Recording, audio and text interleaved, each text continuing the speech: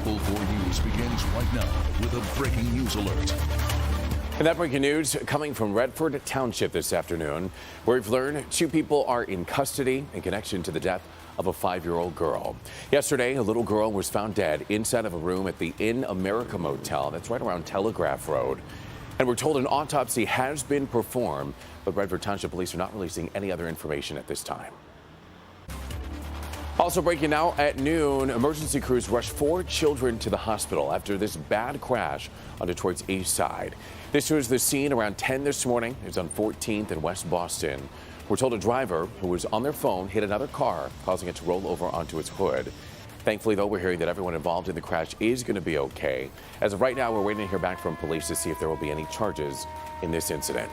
And also breaking just moments ago, a judge determined that there is enough evidence to send Livingston County Judge Teresa Brennan to trial. Brennan facing 3 charges, including perjury and tampering with evidence. These charges stem from her divorce, when prosecutors say that she returned her phone to factory settings and disposed of any evidence on the phone. Well, today, an attorney during Brennan's divorce, who is a witness in the trial, spoke about the hearing. I think what we have is basically a long time justice delayed that is moving forward. We have other problems as well. We have a prosecutor who should have done something in 2013. We might not be here today had he done that. Well, this case is separate from an ongoing ethics case brought by the Michigan Judicial Tenure Commission. And breaking news out of Florida now, 2 more deputies have been fired after an internal investigation into the Parkland, Florida high school shooting that left 17 people dead back in February of 2018. It was earlier this month a school resource officer and a sergeant were fired after their investigation concluded the 2 deputies had neglected their duties during that shooting. The school resource officer, former Sheriff's Deputy Scott Peterson, was also charged with several crimes stemming from his alleged actions that day, including child neglect, culpable negligence, and perjury. Right to Life of Michigan and other pro-life organizations just held a press conference to officially begin the Michigan Values Life petition drive to ban dismemberment abortions. Let's get right on out to local 4's Jason Colthorpe, who joins us now with a look at what exactly happened. Jason?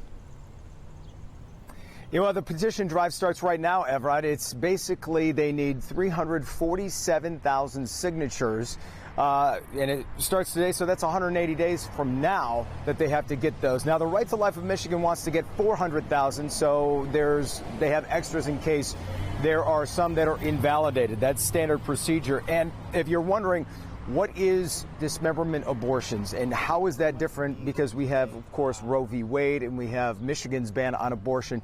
What this would do would effectively ban the procedure of what that is, and sparing you the gory details, but you can assume with the word dismemberment what it is. The timeline of it is when a mother is pregnant from weeks 13 to 24. This is the procedure that is used, and they want to stop that from happening. And here's there were a lot of speakers today who very passionate about this, as you might understand, and let's hear from one of them now. This was a human being put to death in a most horrific torture method. That's what it is. It's torture method that on the worst day of our lives, we wouldn't do it to a dog. Now, coming up in a couple hours, we're going to be right over there, and we're going to be talking to Governor Gretchen Whitmer to get her take on this, because she has said she would veto any legislation like this. So it'll be very interesting to hear what she has to say about that. Everett? Well, Jason, this process would basically cut out the voters. Why not send it to the voters to decide? Yeah, if it could actually go to the voters if the legislature voted it down if it passes. But of course, they know they have the votes in the legislature to pass it. So once that happens, it becomes law. But yes, that's the main kind of contention with this is you're cutting out the voters. Why are you doing that? When they say, you know, the reasoning is a lot of times we always do that with our legislature. The governing body decides things. And in their words, it's interesting here, what they're basically doing here is they're cutting out the governor and replacing her with 400,000 voters. We'll have to get the governor's take on that a little bit later. Back to you. Jason Colthorpe reporting live for us this afternoon. Thank you. This afternoon, Governor Gretchen Whitmer is expected to talk about Michigan water. She's set to discuss the state's new drinking water protections, and these new changes will make Michigan have the strongest protections in the U.S. against lead in drinking water. Well, we're now just hours away from the Democrats' showdown down in Miami, Florida. The first debates split over the course of 2 days because there's so many candidates. NBC's Tracy Potts is reporting outside of Knight Concert Hall. That's where round one will kick off tonight. So we haven't seen the candidates yet. It was several hours from this debate. We know that some of them are out and about in Florida, but I was just inside the debate hall behind me, and we saw the 10 podiums that are set up for that first group of candidates to debate tonight. Round one of the Democrats' back-to-back debates creates an opportunity and a challenge. If you're a lesser-known candidate, you have to make some kind of mark in this debate. Because it will be a predicate for fundraising and media attention. The pressure is on for Senator Elizabeth Warren. She's surging in progressive polls. This is just a chance to be able to talk to people all across this country, including children in the nation's largest migrant shelter. It's in Florida. She visits today before taking center stage tonight with former Texas Representative Beto O'Rourke and 8 other candidates. Taking pot shots at President Trump or each other, that could be risky. They need to introduce themselves and not try to get in cheap shots and not try to be the most clever person on the stage. Tomorrow, 10 more, including the heavy hitters in the polls. Biden, Sanders, Harris, Buttigieg. We need different answers, not tinkering around the edges, but being ready to profoundly reimagine how our democracy and our economy can work for us in the 21st century. Tonight, time is tight. Seconds count. They get 60 to answer, just 30 for rebuttal. The real test of how well these candidates did in tonight's debate comes tomorrow with the instant overnight polls, the fundraising numbers, and round two. Tracy Potts, NBC News, Miami. Alrighty, thank you, Tracy. In the meantime, also making political headlines this afternoon, breaking news from Capitol Hill now, where a House panel votes to authorize a subpoena for Kellyanne Conway after the White House blocked her testimony on alleged Hatch Act violations. Now, the Hatch Act bars federal employees from engaging in political activity during work hours or on the job. Special counsel Robert Mueller has agreed to testify now before the House Judiciary and Intelligence Committees. Mueller is expected to discuss his investigation into Russian interference during the 2016 presidential election and whether or not Trump was involved. House Judiciary Chair Jerry Nadler spoke about it on Capitol Hill this morning. So I think it's very important that the American people hear from Mr. Mueller as to what he did find, what the results of that 2-year investigation were.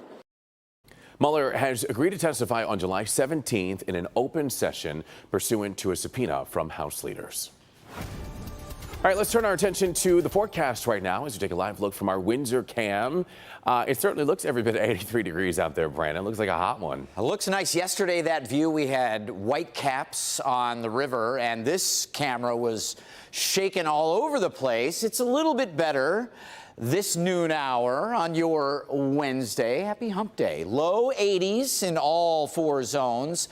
You see those west winds are up there between 9 and 13 miles an hour, occasionally gusting close to 20, and through the afternoon, 20 to 25, mainly out of the west southwest. So that is bringing still the warmish air, and we'll call it the last real comfortable 80s for the rest of the week because humidity and the heat keep on climbing. 83 now, on our way to 88. Looking good. Don't forget to drink plenty of water, lots of sunscreen, and we do have heat, humidity, storms all in the forecast coming up. All righty, Brandon, thank you. Now at noon, a man accused of going after prescription drugs and ATMs at Walgreens pharmacies all across Metro Detroit is behind bars. I want to show you 31-year-old Mario Jackson. He is accused of hitting 5 Walgreens stores, and we're told the stores are in Oak Park, Dearborn Heights, Southfield, Royal Oak, and Warren.